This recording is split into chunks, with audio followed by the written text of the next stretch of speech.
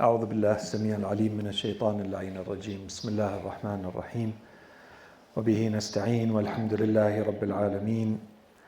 والصلاة والسلام على سيدنا محمد وعلى آله الطيبين الطاهرين. اللهم صل على محمد وآل محمد وعجل فرجهم. السلام عليك يا أبا عبد الله وعلى الأرواح التي حلت بفنائك.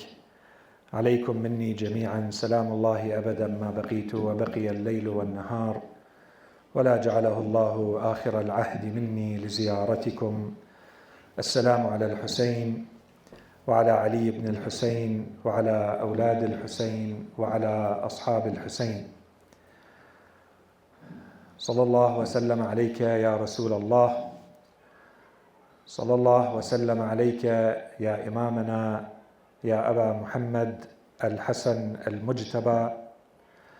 صلى الله وسلم عليك يا إمامنا يا علي بن موسى الرضا.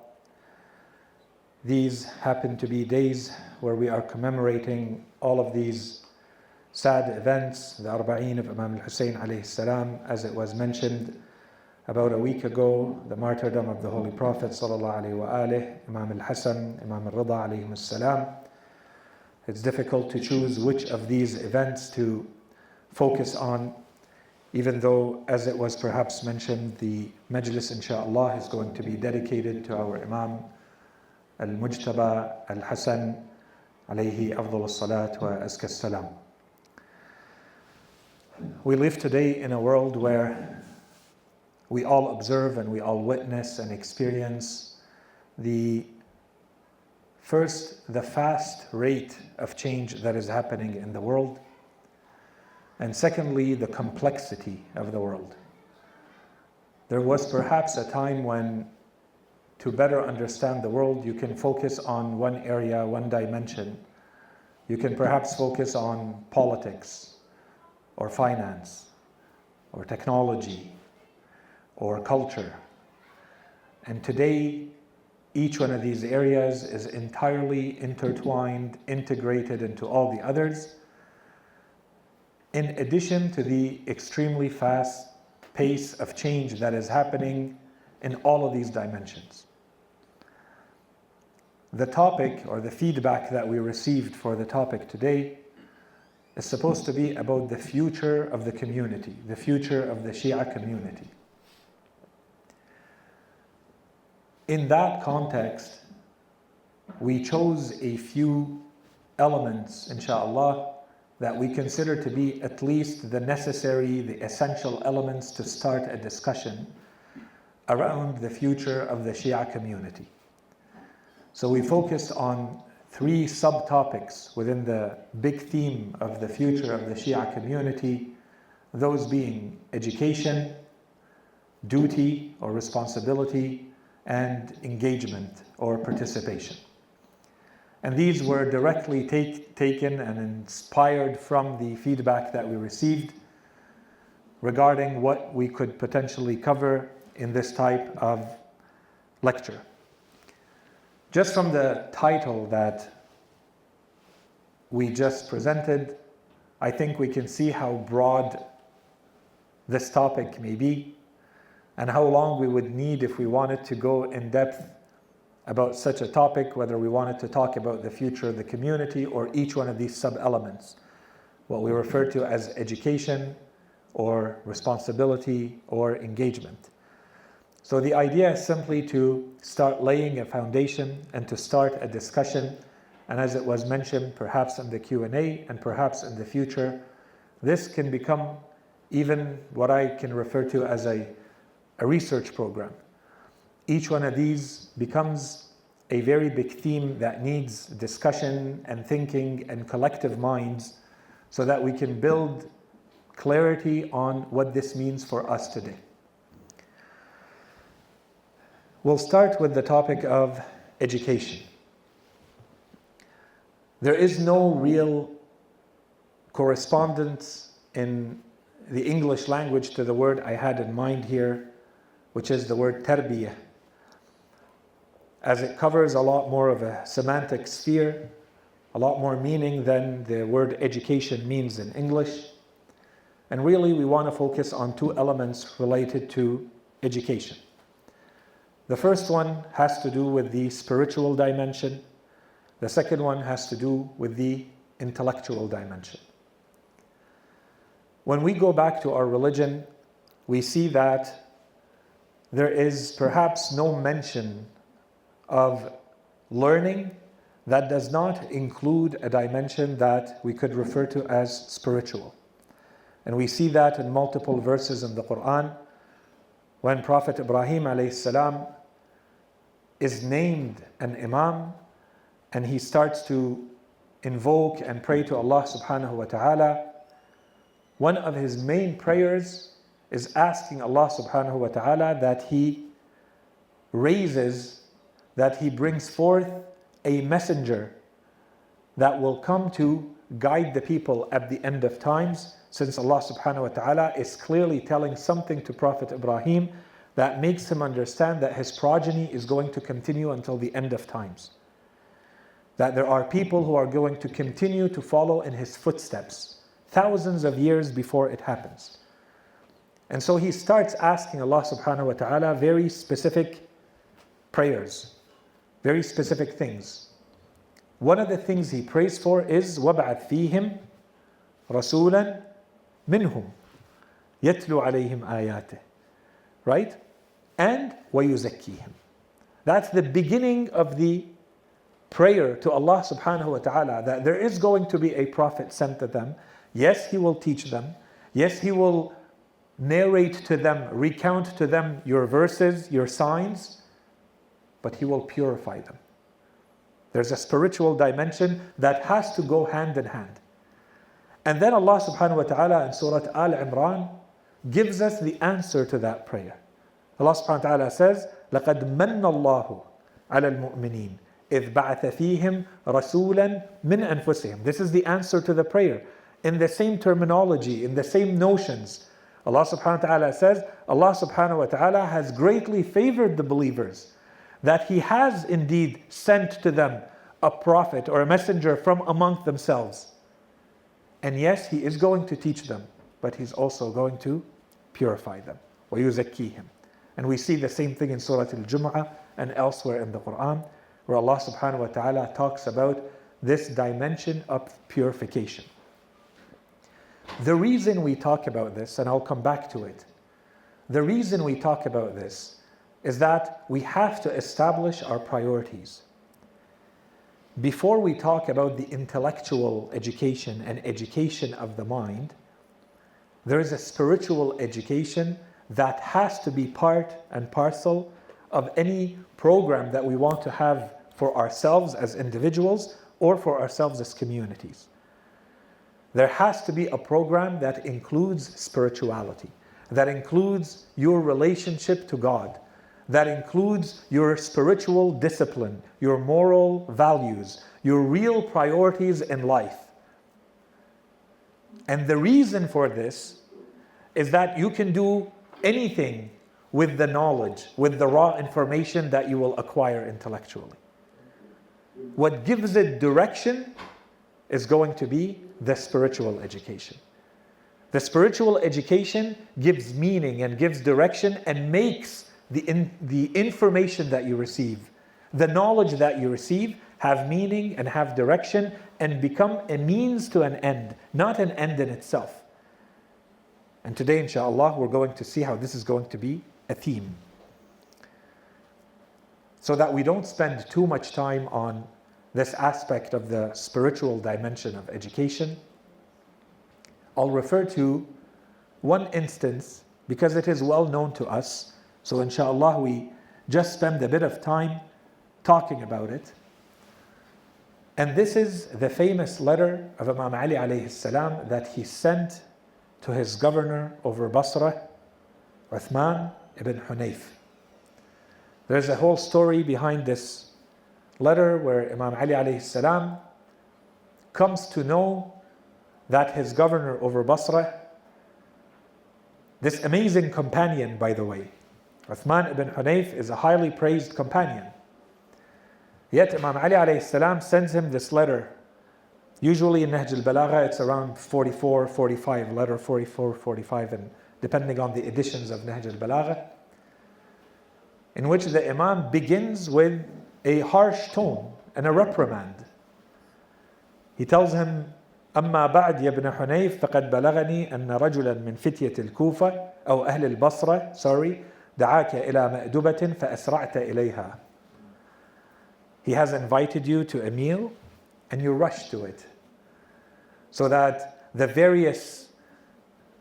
multicolored foods are presented to you in all sorts of containers or bowls, al-ajfan, right? They are all presented to you. The issue is not that he attended. The Imam explains what the issue is. He tells them, these are people, the people who invited you, these are people who do not honor or respect or give any value to anyone who is not important.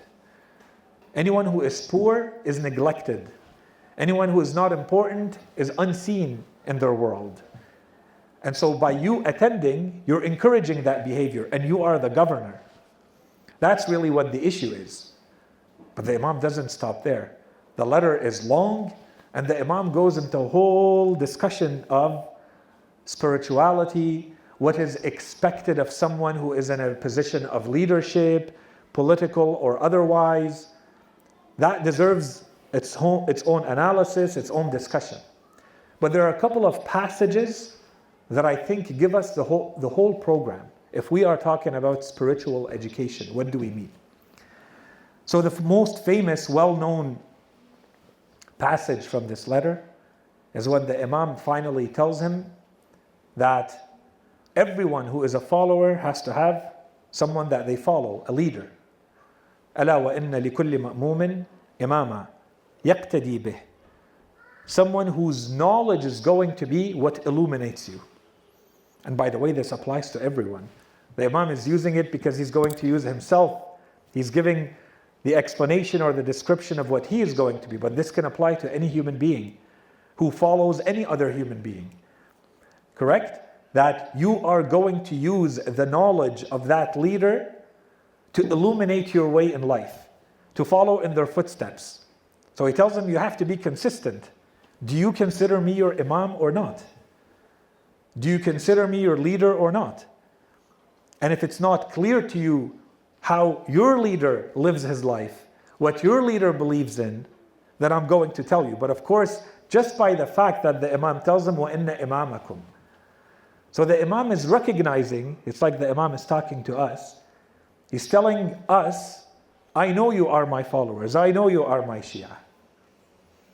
And I know that you consider me your Imam. So let me remind you who your Imam is. And then the Imam says, أَلَا وَإِنَّ إِمَامَكُمْ. When it comes to what he needs from this life, he has been satisfied in this life with 2 pieces of clothes and 2 loaves of bread. Right? بِطَمْرَيْهِ and بِقَرْصَيْهِ. All he wants from this life is 2 pieces of fabric and 2 loaves of bread. Okay. Then the Imam adds, and this is the punchline for us. This is the beginning of the punchline, where the Imam says that I know that you will not be able to do what I'm doing. لن تقدروا على ذلك ولكن أعينوني. Help me. بورع واجتهاد وعفة وسداد. So the Imam says, I'm not going to give you that which you cannot handle. But I'm going to ask you for a specific standard. You want me to be your Imam? You have to meet a certain standard. And again, this is the beginning of a program. The Imam is not talking to talk. The Imam is not describing his state just to describe his state. He's giving us a full practical program. So he says, I need to see you display piety, exert a struggle and an effort, ijtihad. What is ijtihad? That you are struggling, you are exerting effort. You're showing that you're fighting against something. وَعِفَّةٍ وَسَدَادٍ. But you also have to hold back a little bit, show a little bit of discipline. Okay, so that's one part. And then the Imam continues and he talks a little bit about Fadak and how the land of Fadak was in our hand, but some other people wanted it. And Other people were too generous. Some people were greedy and they wanted it. And other people, referring to Ahlulbayt, they were too generous. And then he says, and what do I care about Fadak anyways, when the future of this body is going to be in the whole underground? So then he comes back. This is after he says, if I wanted to, I would find every way in this world. I also know the ways to reach the most pure of the honeys and the best of the seeds and the softest of clothes. The Imam talks about all of this.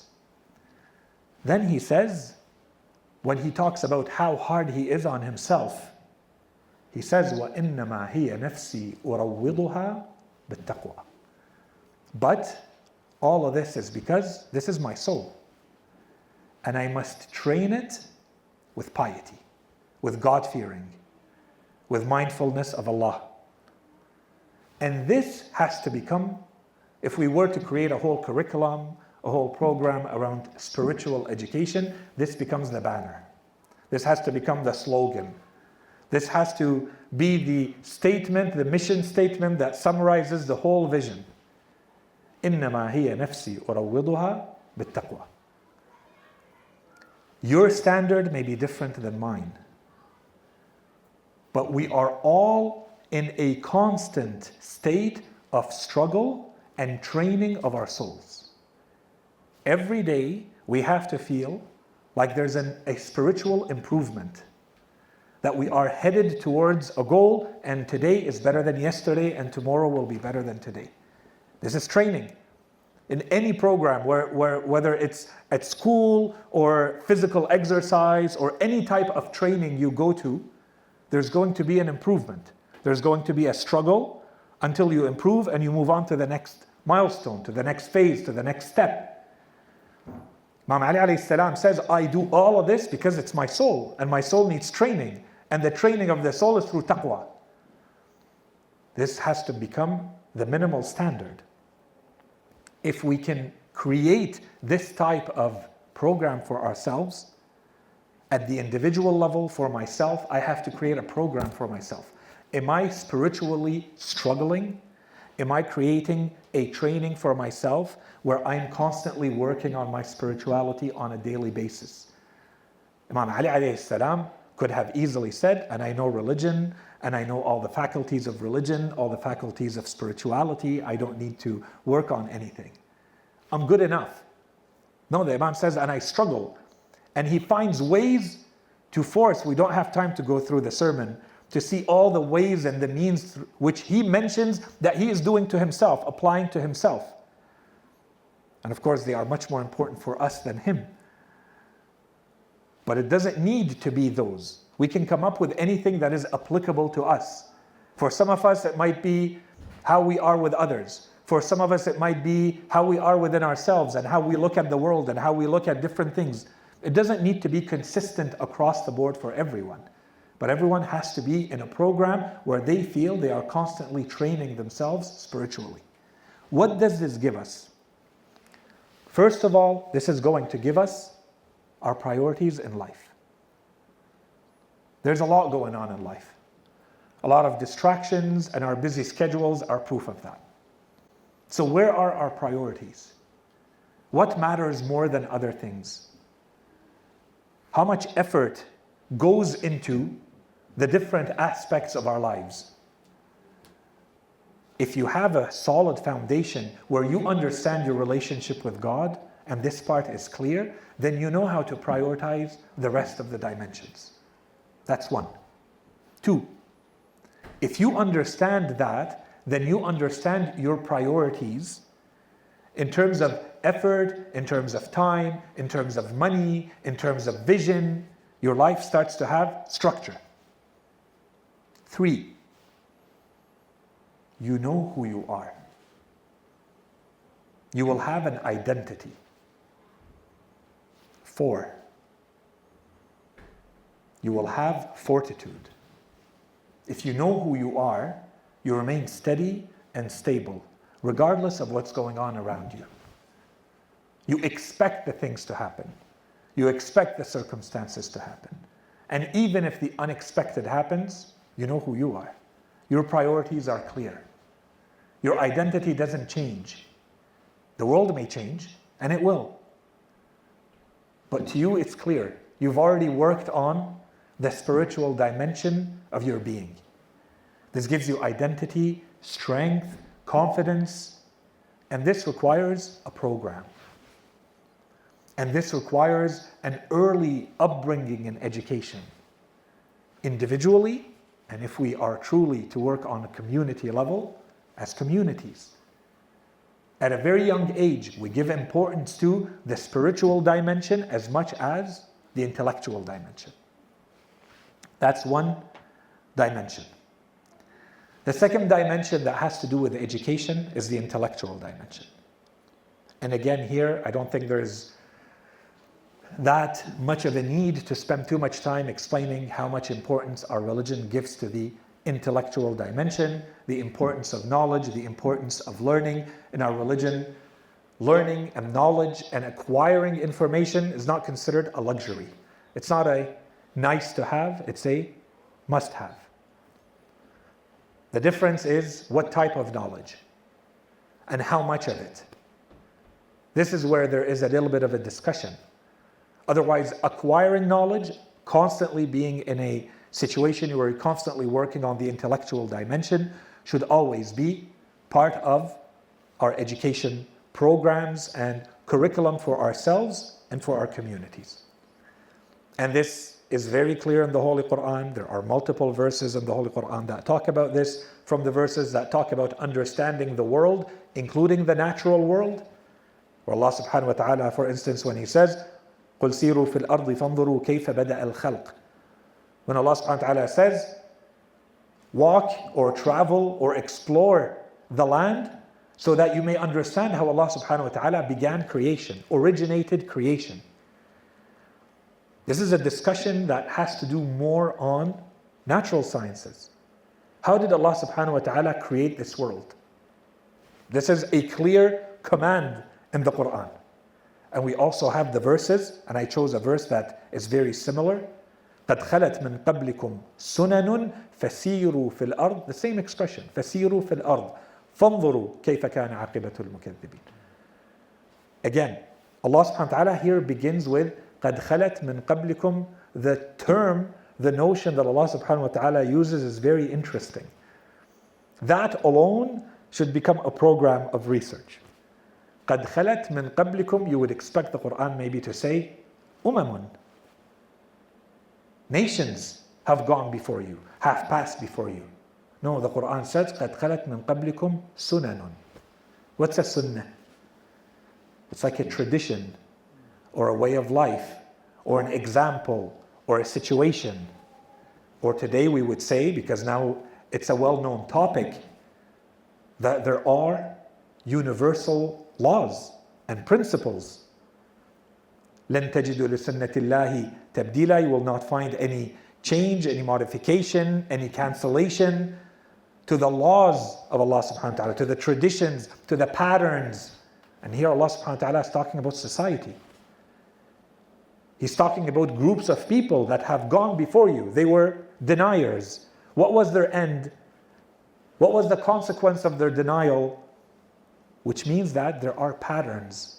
And when you study groups of human beings, you start to recognize the patterns or the laws or the sunan, which today we may refer to as history or the philosophy of history or sociology or the philosophy of sociology.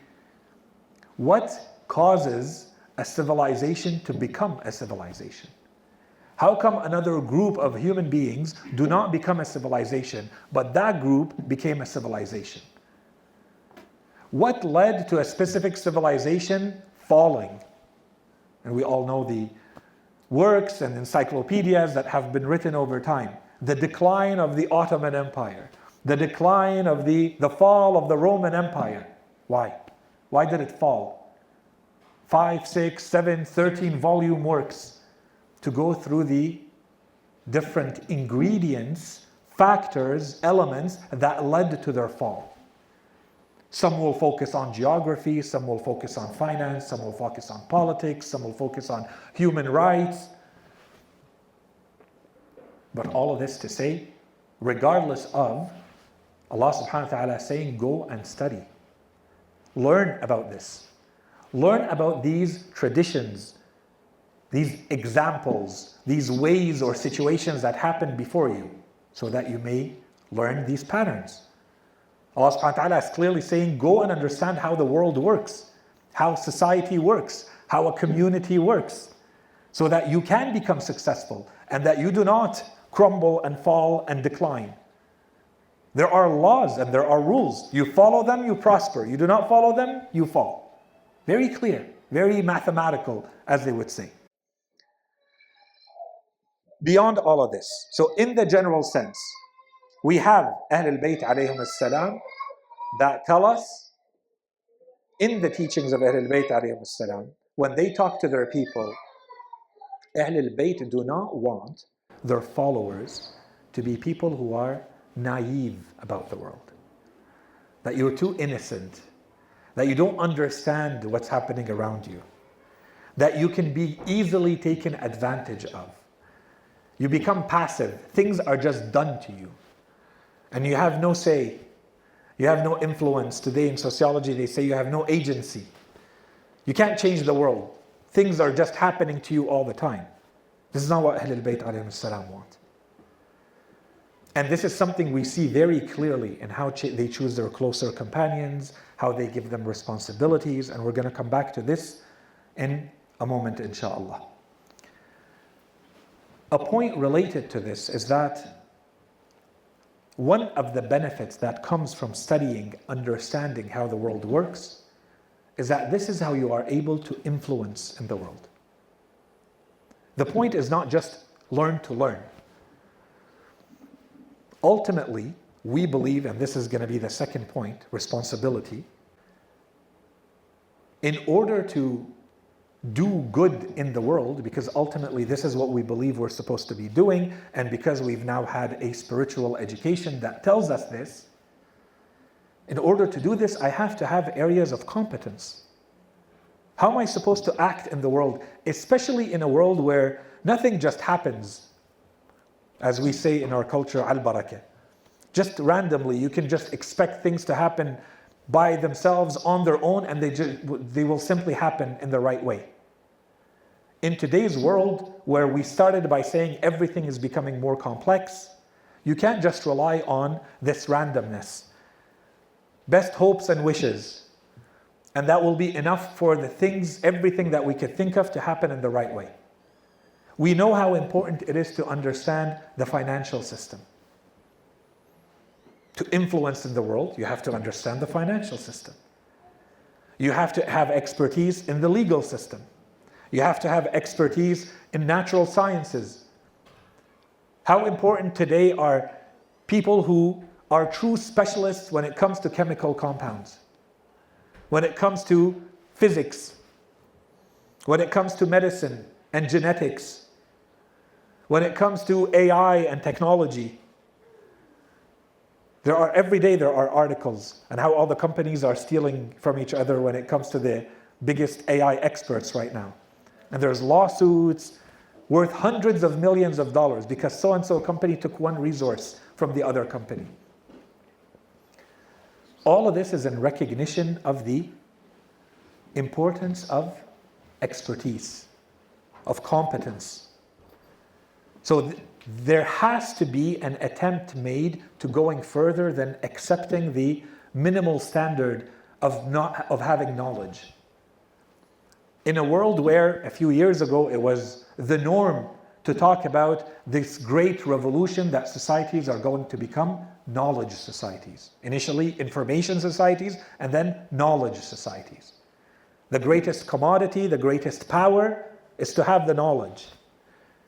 To be able to consume, that's layer one, consume knowledge. Do you even have the tools to understand everything that the world, that humanity is producing in terms of knowledge? And then to produce your own, to generate your own knowledge, which is leaps beyond being able to just consume existing knowledge, which already requires a high level of expertise. And this is something, again, that we see a lot of, and as I'll go, inshallah, through some of the examples that we're going to see. Let's move to the second part of the discussion that has to do with responsibility and duty. Since we're finishing the discussion on education. Now that I have studied religion, I understand religion, I have the spirituality, the spiritual dimension, and I also have the knowledge. Here, when I come to religion, layer one should be that I have a basic understanding of the right and wrong, obligatory and forbidden, what is discouraged and what is encouraged in religion. That should be layer one. Without this layer one, I can't get into the more advanced discussion that has to do with the real world. And where we want to go is to discuss the real world. There is a superficial, and I don't want to use a term that takes away from the importance of this level or layer of understanding religion that has to do with understanding the halal and haram. You want to understand religion as this is forbidden and this is obligatory. Perform your fast, perform your prayers, stay away from this, do that, and that's it. Unfortunately, there's two unfortunately's. Unfortunately, sometimes even that layer is missing.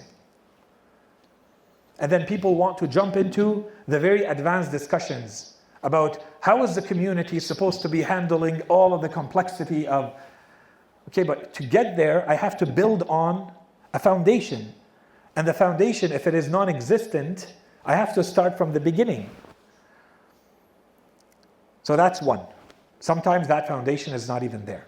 This is all in view of having programs and curricula that we build around for ourselves individually and collectively as communities. And then two, sometimes we stay stuck at that level. When it is there, we think this is the entirety of religion.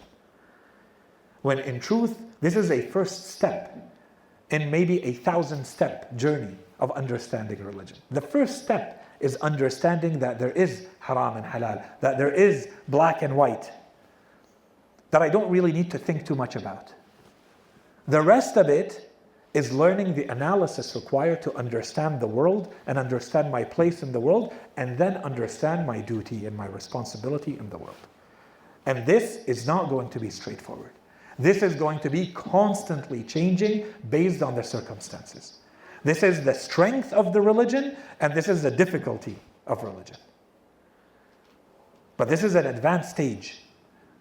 And this is what we need to be working towards, and understanding that there is a much deeper layer in religion that is going to take into consideration all the circumstances of real world events and situations. Very, very simply and very quickly.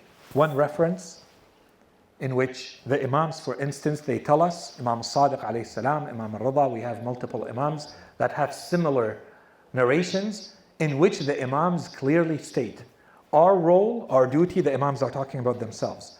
They say our role and duty is to give you the general principles in life. علينا الأصول. And in some narrations, وعليكم الفروع, and in some others, وعليكم أن تفرعوا. Which means the Imams are saying, we are going to give you the general, universal, high-level principles. Your job, you scholars of religion, and then the followers, is to know how to apply the general principles to your specific circumstances. This is what keeps the religion alive.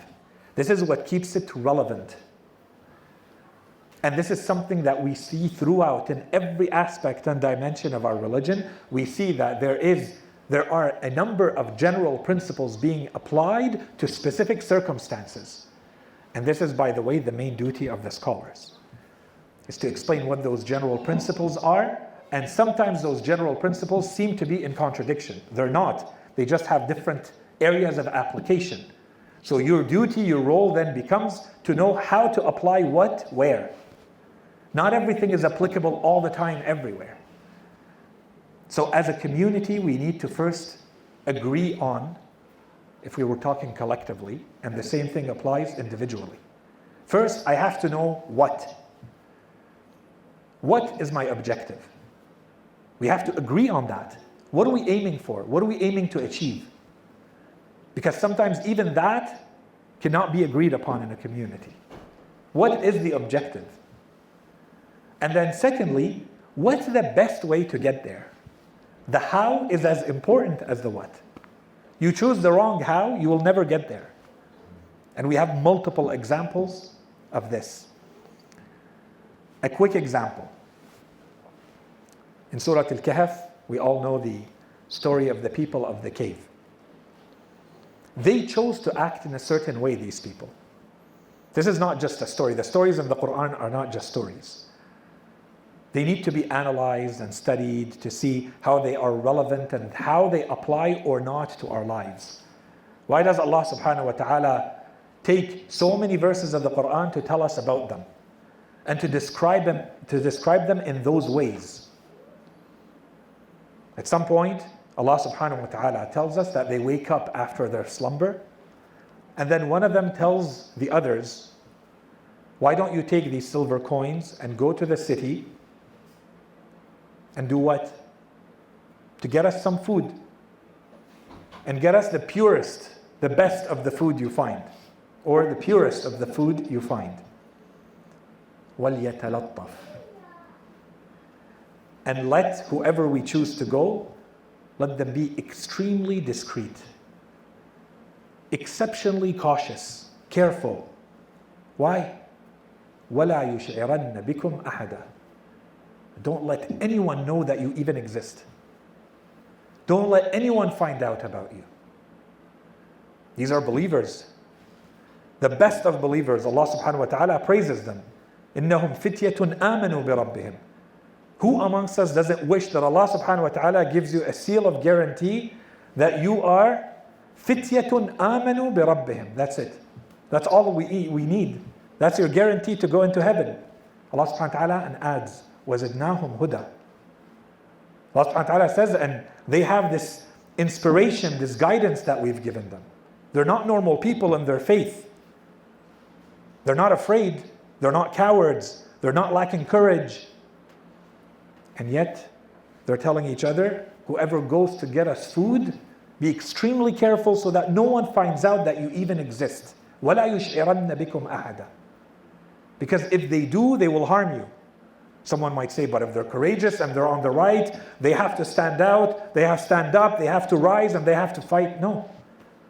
They're saying the best thing to do, the wise thing to do here is that no one finds out about us. It's as though we don't exist. Don't let anyone know that we are here.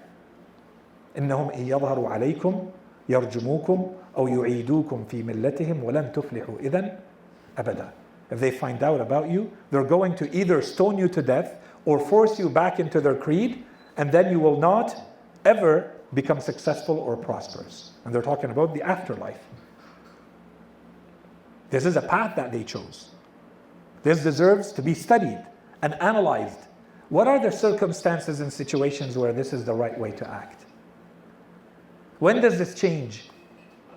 We need to think about this. This is the deeper meanings behind these types of stories. It's not that we read the stories, but to us, our way is always going to be the same. It never changes. It depends on the circumstances. It depends on the situation we're in. Allah subhanahu wa ta'ala, when He first sends Prophet Musa alayhi salam and his brother Harun to none other, no less than Fir'aun, where Allah subhanahu wa ta'ala is the one saying, He is claiming to be your greater God, Rabbukumul A'la, the Quran says.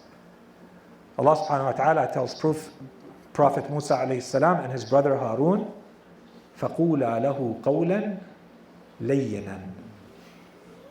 When you talk to him, use a speech that is soft, lenient. لَعَلَّهُ يَذَّكَّرْ أَوْ يَخْشَى. Maybe he will remember God. There's a way to bring people in, to talk to people, to influence people, to have agency in the world. And this is to talk about the how. We have verses in the Quran that talk about how Allah subhanahu wa ta'ala praises the Holy Prophet in some verses. فَبِمَا رَحْمَةٍ مِّنَ اللَّهِ لِنْتَ لَهُمْ. Lean. See? The same path, all the prophets. وَلَوْ كُنْتَ فَضًّا غَلِيظَ الْقَلْبِ لَانْفَضُّوا مِنْ حَوْلِكَ. Had you been harsh, hard-hearted, they would have scattered away from around you. They would have abandoned you. فَضًّا غَلِيظَ الْقَلْبِ. Notice the term غَلِيظ. Here we would read this verse and say, therefore never ever be غَلِيظ in your life. Never have any ghilza in your life. Because this is how the Holy Prophet was, and this is how we always have to be. Elsewhere in the Quran, Allah subhanahu wa ta'ala talks to the believers when they are confronting the enemies, and He says, وَلْيَجِدُوا فِيكُمْ غِلْظَةً. And let them find in you the same term. وَلَوْ كُنْتَ فَضًّا. Had you been strong, staunch, harsh, aggressive, hard-hearted, this is ghilza. Allah subhanahu wa ta'ala says, and let them find in you this harshness, this aggressiveness, this stubbornness and determination. It depends on the circumstances. And this requires an in-depth understanding of religion. This means that we have to study religion to know when do we apply this and when do we apply that. We don't have rules that never change. We have high general principles and then we have specific applications. Part 3 of the discussion. I'll try to go a little bit faster here. There's a lot to cover. Engagement and participation. So now that we have the education, now that we have an understanding of what is our responsibility, what is our duty, now I can talk about to what extent should I be engaged? To what extent should I participate in politics and society, in things that are clear, in things that are not clear, in things that are complex? And I need all of those elements first.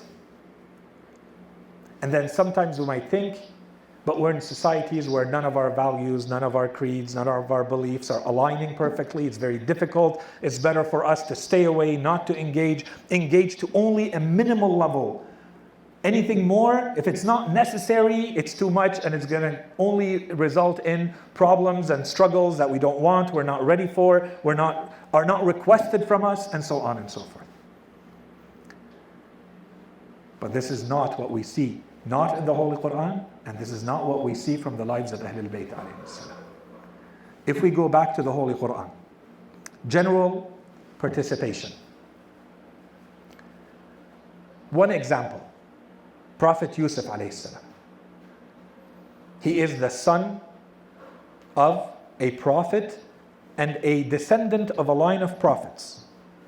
Surely he is not less concerned with religion and how to act properly than we are. And he is taken away from his culture and his identity, brought in a completely different place where he is certainly the minority. Inshallah, you see the analogies. You understand how the story could be very similar. He goes through all sorts of struggles and all sorts of difficulties. He's thrown in the pit, in the well, and then he's taken as a slave, and then he is imprisoned. And then finally, there is a situation that requires that he gives advice to the king. As soon as the king talks to him, he sees that this is an exceptional human being. He says, I want you near me. You have to stay right here beside me. I have a lot of use for you. Prophet Yusuf alayhi salam volunteers. He tells him, اجعلني على خزائن الأرض. Is this king completely in alignment with the faith of Prophet Yusuf alayhi salam? Or is that land a group of people who are all believers? Of course not.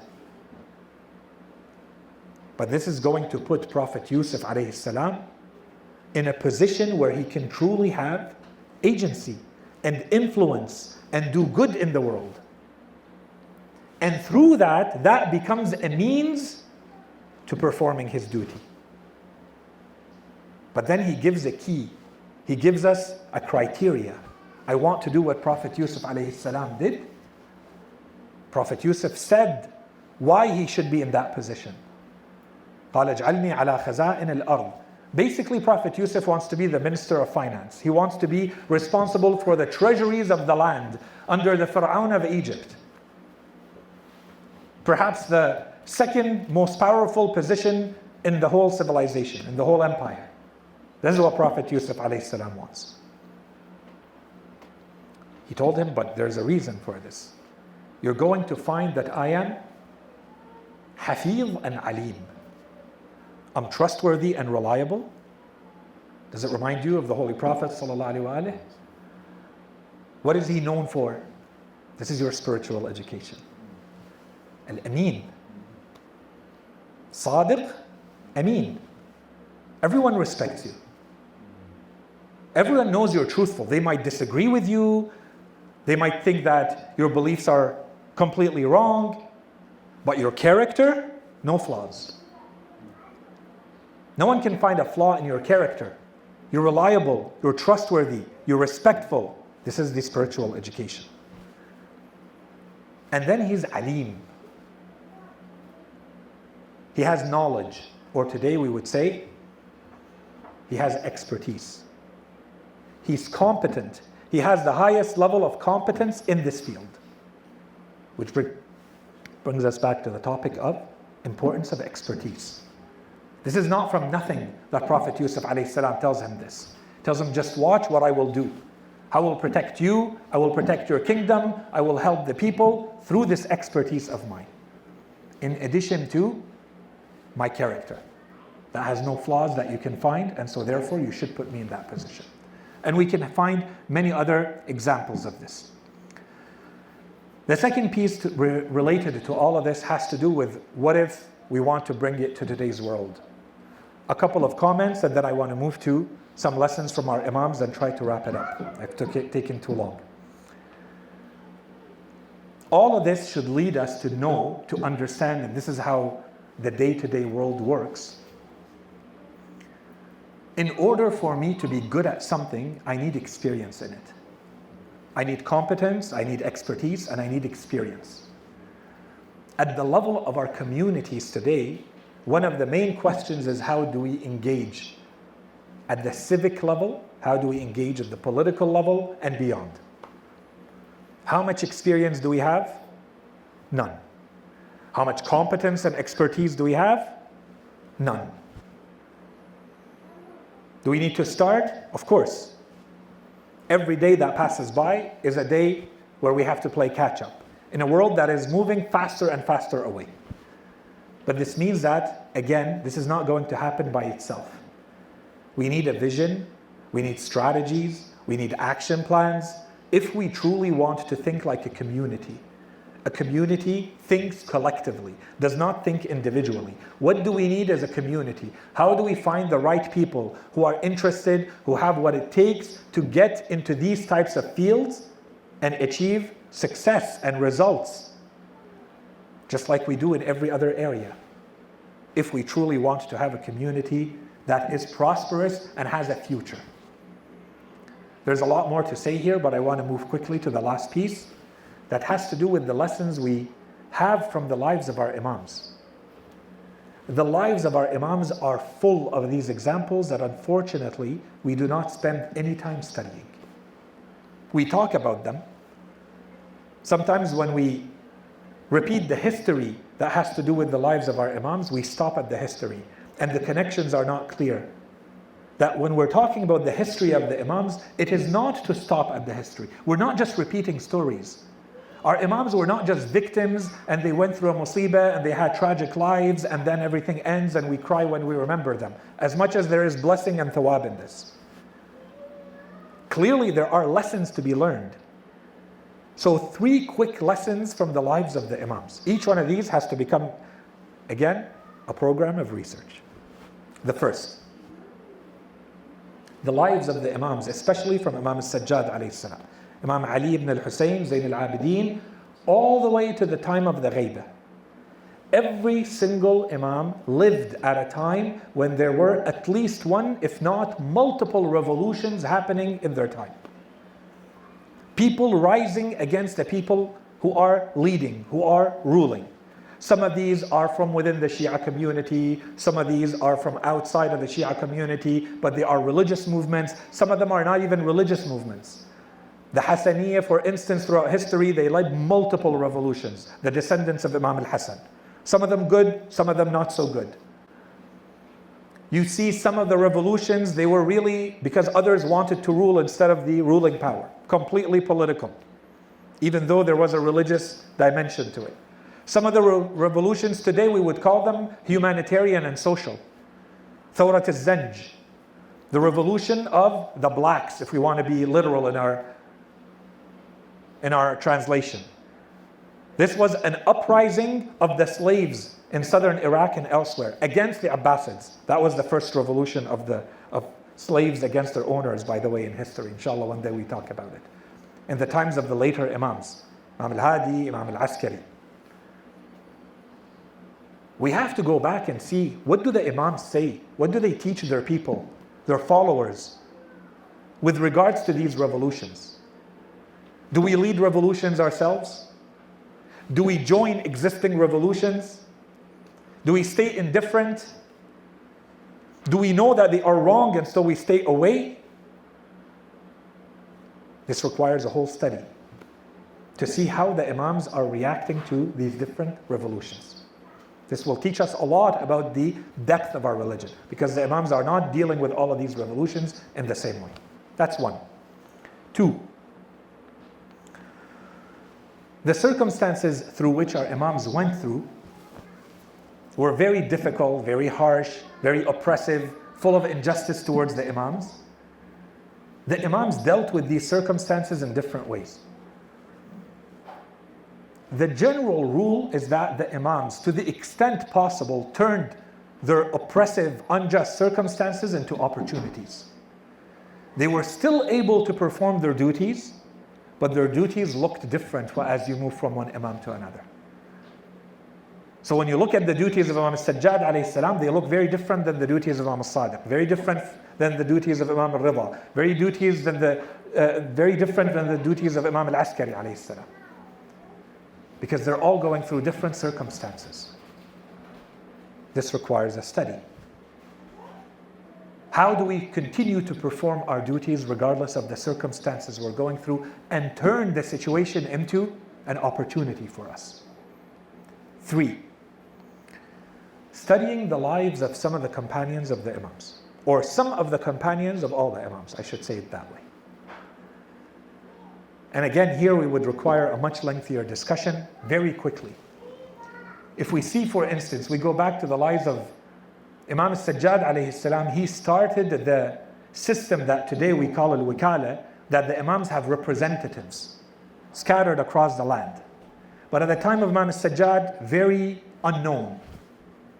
At the time of Imam al-Baqir and al-Sadiq, it started to become clear that there's a whole network of representatives working with higher up representatives who are closer to the Imam, and they work with people under them.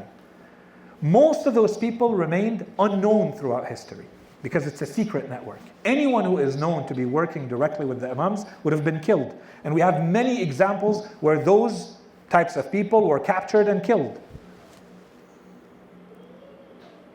In many cases, we see that the Imams chose specific types of people to be the representatives. Many of us would think the Imams are going to choose the greatest of their scholars and their muhaddithin. That's not what I find. When I go back and read the lives of Ahlulbayt alayhim salam, general impression, there are many exceptions and there's a lot of details, general impressions, the Imams usually choose merchants, businessmen. They're not first and foremost ulama. But they work so closely with the Imams that of course they are going to narrate a hadith, they were going to be very knowledgeable with time. But to start with, these are people who have a craft, and generally speaking, they are merchants. They travel the land, they buy and sell. Why? Generally speaking, these people tend to have a very large network of people they deal with. They have a lot of acquaintances. 1. 2, they are well off. They have the financial means to do something. 3, they are always working with money. So it's easier for them to take money, pass money, help others, bring money to the Imam, take money from the Imam. And they are people who have really good judgment. They know how to negotiate. They know how to read the political landscape. They know how to read the people coming to talk to them. In appearance, for business reasons. In reality, for religious reasons. There's a lot of lessons for us to be learned from this. When we go through some of the Imams, their lives, we see that in their time, some of their companions became people who had very clear positions in the state.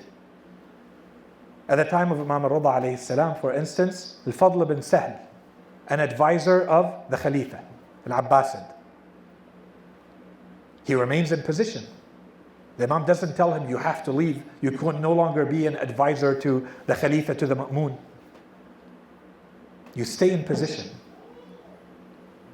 Al-Husayn ibn Abdullah al-Nishaburi, he was a governor under Imam al-Jawad, at the time of Imam al-Jawad. When al-Mu'tasim became a Khalifa, he came to Imam al-Jawad telling him, write to me a letter so that I can bring to the Khalifa. A Shi'i governor under the Abbasids. The very well-known stories of some of the companions of Imam al-Kadhim alayhi salam.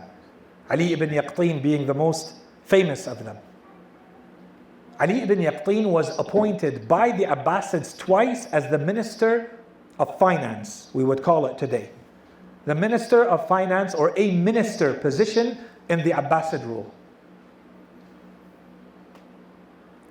Al-Mahdi, the Abbasid Khalifa, grew up as a brother to Ali ibn Yaqtin. They grew up together in the same house because of relationships that their fathers had and how they were taught together when they grew up. So as soon as Al-Mahdi became in position, they brought Ali ibn Yaqtin and they made him a minister. They gave him a position. And then with time, they let him go. And he left. And then the Baramika, they were brought closer by Harun al-Rashid to be used as administrators of his state, and there were problems. He wasn't happy with them. So he removed many of them, and he brought back Ali ibn Yaqtin as one of his finance ministers, or ministers. During this time, clearly, this is a man that the Abbasids continue to respect. They consider him to have the status, the network, the knowledge, the expertise, all of that, to be worthy of sitting in that position of minister under the Abbasid Khalifa. He comes to Imam al-Kadhim alayhi salam and he tells him, what do I do? Do I continue to work with these people? He's a devoted lover of Ahlulbayt alayhi salam. The Imam tells him, you guarantee me one thing, I'll guarantee you three. The Imam is not giving him a choice, by the way. We know that. It just sometimes gives that impression. I'm going to explain that later. The Imam tells him, I will guarantee you that you will never go poor, that you will never be jailed, and you will never be killed. If you can guarantee me that anyone who comes seeking your help, that you honor them and help them. This is an exchange. The Imam says you stay in position and you use your position to help. And in return, I guarantee you those three things.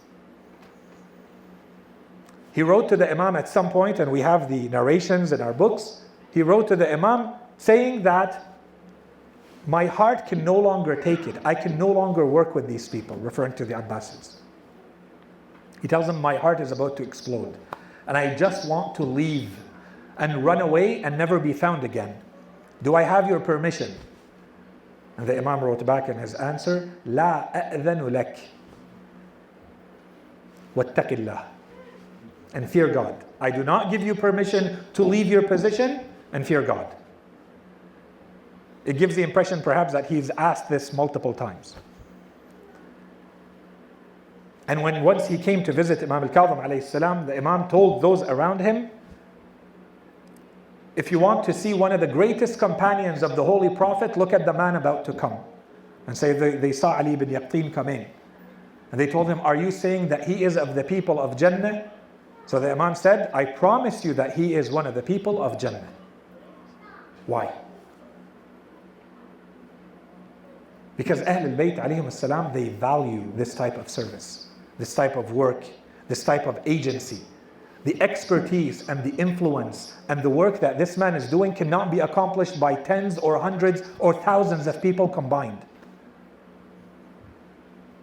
This is all to kind of quickly get rid of this idea that our duty is always to stay away and be invisible and not to participate And so long as our values and our beliefs are not entirely and perfectly aligned with everything that's happening, no. There are too many examples. We saw a few of the examples. For all of these things that we mentioned, we began with this and we will end back with this. None of this is going to happen by itself on its own. Whether it's the education that is spiritual or intellectual, understanding our responsibilities and our duties, or knowing how to engage at the right level and the right way in today's societies. If we're talking at the level, at the layer of the collective as a community, none of this is going to just happen by itself. This requires deliberate thinking and a vision and action.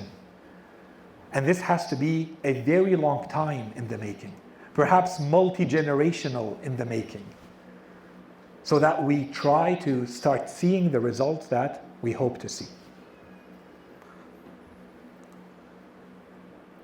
All of this comes together in the life of Imam al-Hasan alayhi salam. Right after the martyrdom of Imam Ali alayhi salam, Imam al-Hasan has a community that is lacking all of this. No true education, no political awareness, no foresight and vision, no ability to truly read the landscape. And that's why when the Imam tries to work with them, they betrayed the Imam. Very easily they betrayed the Imam. Many of those who are supposed to be the closest of the people around the Imam, the leaders of his army, the people who were supposed to be his governors, they betrayed the Imam for a little bit of money or a piece of land or empty promises from Muawiyah. And those who stuck with the Imam, they wanted to impose on the Imam what the Imam should do. So when the Imam decided that the best course of action was going to be that he lets go of the Khilafah and he wrote the peace treaty with Muawiyah, they came and they called the Imam a coward. And they told Imam al-Hasan alayhi salam that you are the one who betrayed the believers. You are not the ruler of the believers. You are not the prince of the believers. You are the betrayer of the believers. Imam al-Hasan alayhi salam, in one of the reports that we have, Imam al-Hasan responded with these words. He told them, I swear to you that what I have done is going to be better for you until the end of times when the Mahdi reappears. The Imam is talking about how he's taking care of a community of people and how he's taking care of this religion. The Imam is saying there is a different way to safeguard and protect this religion in these circumstances. And we know this. Today, we know this. It's easy today. Perhaps those living at that time, because they lacked all the ingredients and the elements that we just mentioned, they could not see it. Today it's easy to say, anyone who does the proper analysis knows there would be no Karbala without the efforts of Imam al-Hasan. The voice of Imam al-Hussein would not have reached beyond Karbala had it not been for the efforts of Imam al-Hasan. There would be no Shi'ism or religion, period, without Imam al-Hasan. But at that time, people are lacking the foresight, the awareness that we're talking about. Imam al-Hussein alayhi salam seems to be referring to this.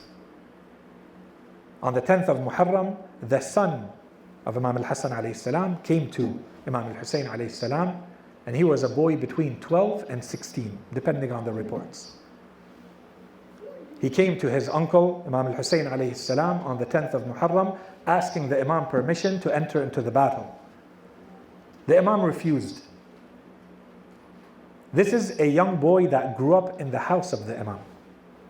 Imam al-Hasan alayhi salam passes away. This is a child of perhaps 1 or 2 years old. He grew up in the household of Imam al-Hussein. He considers Imam al-Hussein his father.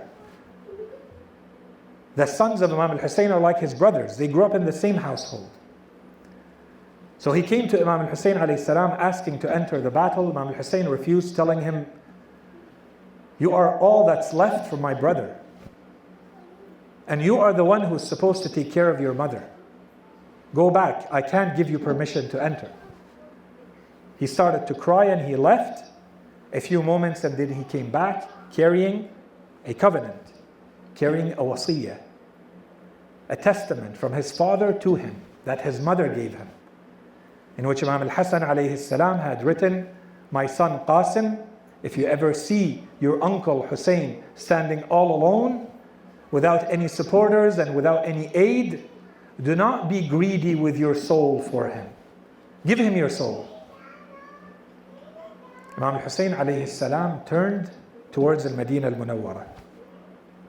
The report says Imam al-Hussein put this testament on his eyes as a blessing, because this was the handwriting of Imam al-Hasan, his brother, who had died 10 years prior. And Imam al-Hussein alayhi salam said those words, which perhaps now have a lot more meaning to us. He told them, "Akhi Aba Muhammad, Assalamu alayk." He saluted his brother and then he said, "You took care of us in your life and you continue to take care of us from beyond the grave." And this is exactly what we believe happened afterwards. If there are people who remained to fight with Imam al-Hussein alayhi salam, it was because of these efforts from Imam al-Hasan. And afterwards, if it was possible for anyone to take the voice and the calamity of Karbala and spread it to the world directly, it was the caravan of Imam al-Hussein alayhi salam. Indirectly, it was the efforts of Imam al-Hasan.